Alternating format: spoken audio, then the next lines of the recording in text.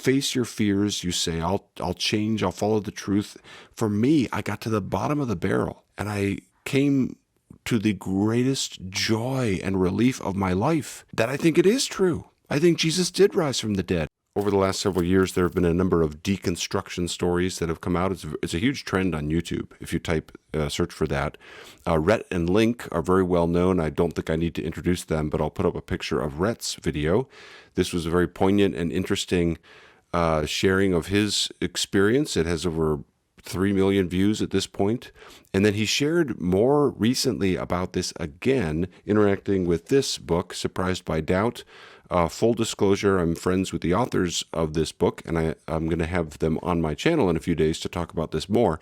But in anticipation of that, I wanted to share a few thoughts of my own. I believe that the Bible and Christianity as a belief system, that they are a product of people rather than a product of God.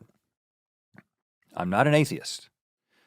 Kind of went through a little bit of like you might call it an angry atheist phase, which is very common for people who are coming out of the faith. But I never really got all the way to atheism. And the reason I don't call myself an atheist is because I'm personally compelled to believe that there's something else going on beyond what I can see and understand. I don't believe this because I have evidence for it. I believe it because I want to believe it. I believe it because I want it to be true. I kind of want to live in a world where there's some magic, right? That comment stood out to me, and I appreciate that. And I think a lot of people feel this way. Even I know a lot of people who are not religious, but they still look at strict atheism, and it feels kind of disenchanted. And for me as a Christian, this is what I think of as the purpose of my YouTube channel. I use the word enchantment. I want people who are doubting and struggling to feel the enchantment of the gospel. That's what it feels like to know Jesus. It's enchanting. Or the word magic is a great word. Think of the resurrection. In the Narnia books, C.S. Lewis talks about deeper magic from before the dawn of time as a category for resurrection. If you really think about what's happening on Easter morning, like if you come to believe that's true, magic is a great word just in the emotional impact. Now, obviously, Rhett has a different conclusion about Christianity, but he's open though to something spiritual, and I find that approach much more reasonable, much more kind of human than the kind of hardcore derisive atheism that you see out there a lot. But in this video, I'm going to share where I disagree with him. Before I get into that, one other little comment stood out to me. I think that I was especially susceptible to the type of deconstruction and deconversion that I went through because of the particular type of Christianity that I subscribe to, because of American evangelical Christianity. One of the reasons that Truth Unites exists is because I think evangelicalism is basically a good renewal movement in the church, and yet also has some flaws and eccentricities, many of which set people up for intellectual doubts and intellectual struggles. I hear so many stories like this, and this is one of the things I'm trying to do with my YouTube channel is try to reduce stumbling blocks wherever I can. This is why I talk about theological triage, and I respond to Ken Ham, or I'll talk about the local flood issue. Ooh, the local flood. Even that. See, all that stuff to me is part of apologetics, because I want people to understand that Christianity is much more capacious and much more robust than maybe their own experience or even the entire sociology of American evangelicalism. It's so much bigger. It's the biggest and most diverse religion in human history. And but Rhett's conclusion is different. He's not just deconstructing like part of American evangelical Christianity. He has come to reject Christianity as such. In his video, he spends a lot of time talking about the golden calf story from the book of Exodus. And basically, he's using this as a kind of metaphor to say that the God of Christianity is like the golden calf in some way, while the true God is unknown and beyond. So, what is the significance of this story? Well, this may not be what your pastor tells you. This may be what Pastor Rhett tells you. God. The people became impatient with Moses, right? Moses taking too long. So what do? They made their own God. And it was a God that they could see, that they could understand, that they could relate to. It was tangible, it was defined, it was right there. It was a golden calf. the God of American evangelical Christianity. And when I grew up, I took a closer look at that God, or what I would say the caricature of God that I had been given, and I became convinced that it wasn't God. I became convinced that whatever God is, it must be bigger than the God that I'd placed my faith in. It must be bigger than the golden calf that I was given. So he gives an alternative way to think about God that he puts forward with this book that he talks about from Anthony DeMello called Awareness. And this is the idea, basically, that God is the unknowable. God is ineffable and he's beyond and so forth. Here's a quote from that book. The fact is that you're surrounded by God and you don't see God because you, quote, know God, or you, quote, know about God. The final barrier to the vision of God is your God concept. You miss God because you think you know. That's the terrible thing about religion. So that was Rhett reading from the book. And then he uses this metaphor that comes up all throughout, and it's the metaphor of using a telescope to look at the sun. And basically he's wanting to distinguish the telescope itself from the object that it's seeing. Just imagine that there are multiple people who have telescopes pointed at the sun to look at the sun. And then there's one guy who starts saying, hey, I think that the sun is in my telescope. You know, I think that my telescope is the thing. Like, it's the right telescope. You know, you're convinced that the thing that gives you your concept of God, in this case, your religion of choice, is the thing that is ultimate, the thing that matters, versus whatever it's pointing to, right? And I think that for me, was what happened. I think in many ways, it was a complete preoccupation with the telescope itself and a defense of the telescope itself, and being convinced that I had found the right telescope. And I'm learning more and more that my deconstruction was not necessarily a deconstruction of God, it was a deconstruction of my telescope. Okay, yeah. Basically, what Rhett seems to be saying is Christianity is the telescope. It's the lens through which we look at God. It's a human construct, a human effort to talk about God, but it's not the truth of God. And he says that very plainly several times throughout the video. So that's his perspective. And then from that view, he then interacts with the Surprised by Doubt book. They say that when you reject an established religious structure, and then you pick and choose which spiritual ideas you want to subscribe to, you are making yourself the ultimate judge of truth. And this is not a reliable basis for a spiritual life. And I would say, I agree. I agree. You personally wanting something to be true or feeling that something is true doesn't make it true. I would just go one step further and say, I don't think any religious structure, whether it's based on an existing system or one that you personally piece together, is reliable. It may be truly useful, it may be truly meaningful, it may be truly transformative, but I'm not convinced that it is true in some defensible, factual sense. So in other words, a religion followed by only me is probably not true, while a religion that's followed by a lot of people may feel more true because a lot of people are following it, but it's probably also not true. Just because there's a lot of people using the telescope doesn't mean that it's the best or the most correct picture of the sun. Now, immediately my mind goes to the metaphor of the elephant, with the blind men describing the elephant. I'll put up a cartoon of this. You've probably heard of this. Basically, these people are blind and they're trying to describe the elephant. One person says it's a spear because he's touching the tusk. One person says it's a fan because he's touching the ear. One person says it's a snake because he's touching the trunk, and so on and so forth.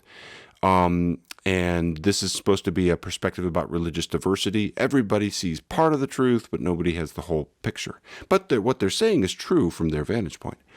And there's a couple of problems with this that are often pointed out. I mean, some of the, I'll state the main problem in a second. One of the interesting things you might ask is, why aren't these blind men moving around more? Why don't they, like collaborate a little bit, like just walk around, Maybe that's a weakness inherent in the metaphor. The other thing is you could say, well, what if the elephant can talk and says, "Hey, I'm an elephant," you know? So you could change the metaphor to a different metaphor to try to describe a different perspective. But here's the problem with the metaphor as it's told. Inconsistency. This is the word of this video, my concern with Rhett, though first I'll start with this and then I'll build to explain how it applies to his telescope metaphor as well. Okay, the elephant metaphor is told from the vantage point of someone who can see, someone who is not blind, someone who knows it's an elephant and they have a superior perspective on it all. And so it's kind of condescending because it's coming across like saying, those people are blind, but I can see. In other words, it's claiming the very kind of transcultural superior perspective that is disallowing to everybody else. It's a way of, functionally, it's a way of saying rules for thee, but not for me. And I have, my basic disagreement with Rhett is I think the same worry comes up with the telescope metaphor, because it seems to be assuming the very kind of transcultural superior perspective on religions that is disallowing for them. However, Rhett anticipates that response. But the idea that I have to contain it and explain it, the idea that that thing, whatever it is constrained to an idea, to a book, to a religious philosophy, to an ideology, seems pretty preposterous. And the last thing I'll say is, because it's a common criticism, whenever I speak in this way, what I am told is that I am just proposing a new philosophy, that I am making a new truth claim, that I'm doing something that's no different.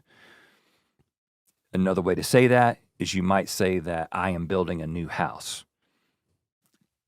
I do not believe that is what's happening. I am saying I'm not building a new house on purpose. And to tell me that my not building a house is building a house, that I'm not building a house. That's the thing I'm taking issue with. I'm not making a truth claim that I think applies to you and everyone else. I am saying that about such things, I don't think we can make truth claims. And if you want to get into semantics and say that that's a truth claim in and of itself, I think you're missing the point that I'm making. I'm saying I'm not building a house. Don't think we should build houses, at least right now. That's not a house. So that was just at the very end of the video there. But I would here's where we get to the nub of the disagreement, and I'll give my pushback. I don't think this is just semantics, and I don't think this is missing his point.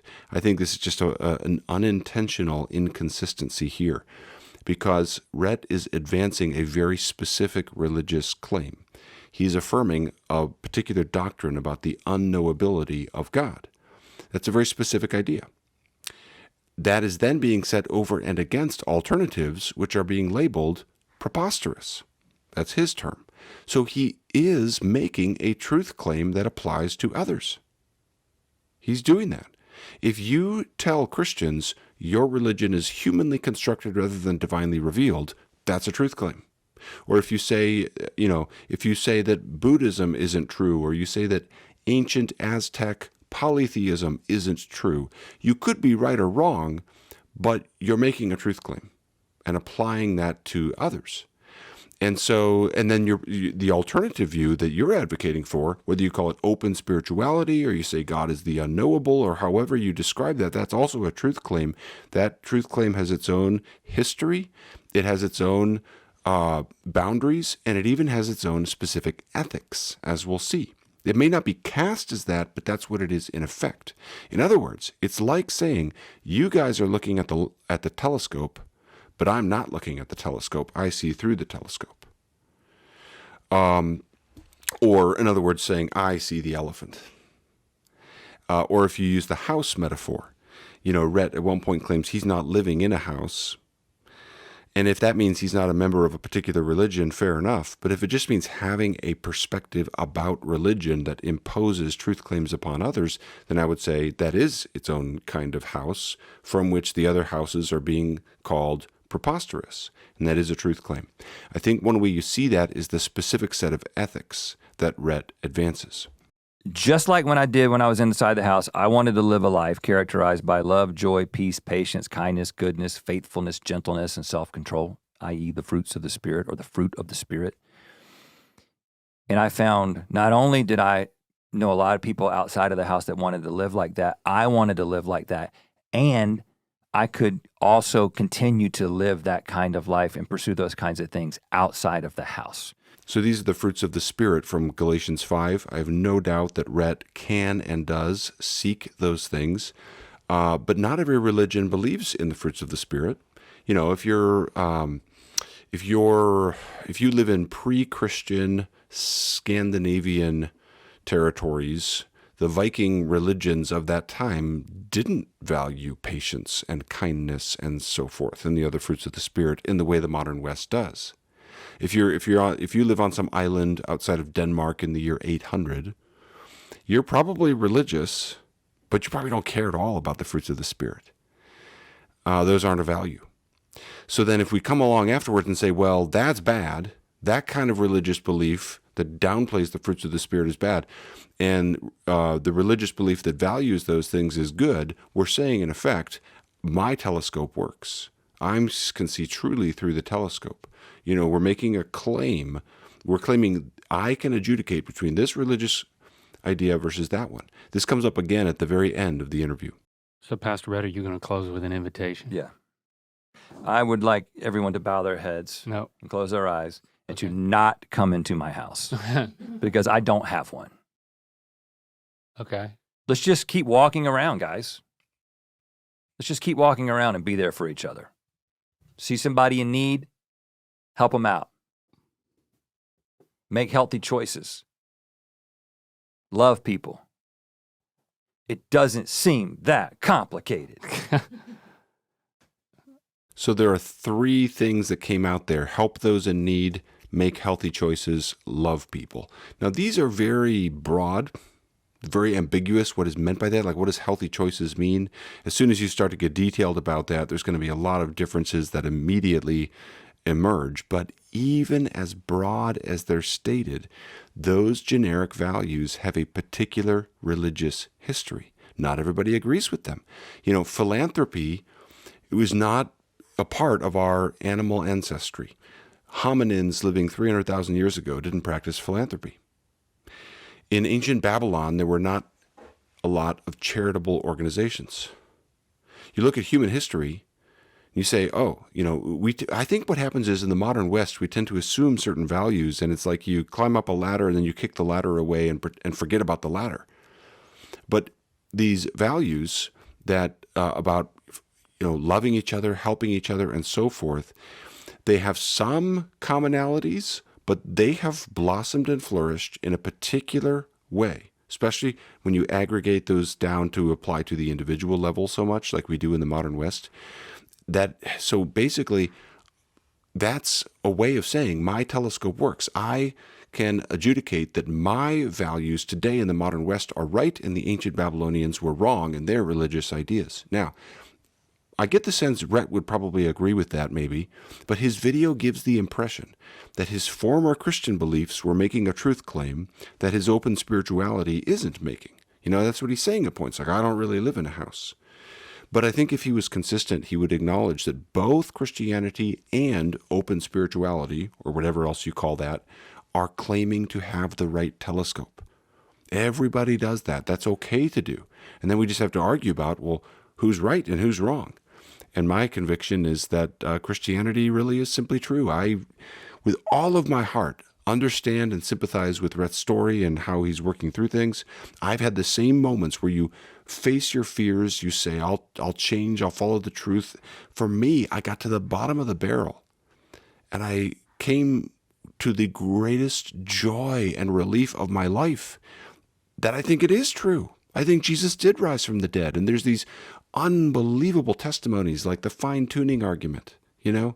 Like the fine-tuning argument is so strong. It's like fine-tuning argument is like a wild animal hunting you down. It's like, how do you escape that argument? It's so good. And you look at other things, I know where we'll probably disagree most would be like historical evidences about the life of Christ. But the point is, we could have that disagreement about who's right and who's wrong, but both sides are making their truth claim and imposing upon the other. And it doesn't feel fair when it's not acknowledged like that. Okay. The reason I'm addressing this is because I think a lot of people are influenced by Rhett and Link and are wondering, should I follow in their footsteps? And I want to encourage people to remain within Christianity. Christianity is a big enough house for you to live in while you work through particular doubts, objections, questions, and so forth. To use the metaphor of this wonderful book, leave the attic, but don't jump out the window. Just go downstairs. There's plenty of space for you to live and flourish. Okay, final comment. Let's not psychoanalyze people. I think what happens is when people leave Christianity, we can feel, we attack them. We hurt them on the way out. We can feel hurt. We can feel betrayed, or we can feel threatened. And so we lash out, we judge their motives. Also found that, the people who were still on the inside of the house thought a lot less of me for being on the outside. Mm-hmm. They told me all the real reasons that I left the house. Even though while I was in the house and as I was leaving the house and after I left the house, I told them why I left the house. Mm-hmm. And it was because I had problems with the house. No. We cannot accept that. The problem is you. You never really were a member of this house, by the way. You never really belonged in this house. You never really believed the things that we believe. So let's not do that. The thing to do is bring your arguments, disagree. And if you have hurts from the way someone has left, you can talk about that. I'm not trying to minimize or silence anybody, but we want to not attack people and judge their motives. Just bring your arguments and give your counter perspective. So I'll delete any comments that do that to Rhett or Link. Let's be kind. Anything about the motive. In fact, I'm going to say that for my channel just in general. Let's just never attack each other's motives. It's just never helpful. Rhett, if you ever watch this and want to talk directly, I would love to do that. I'd be so honored to do that for the other viewers of my channel. I'll have an interview with Josh and Jack coming out in a couple days. It'll come out this coming Monday, March 4th. So thanks for watching, everybody. Hope this was helpful. And let me know what you think. Leave a comment and tell me what you think.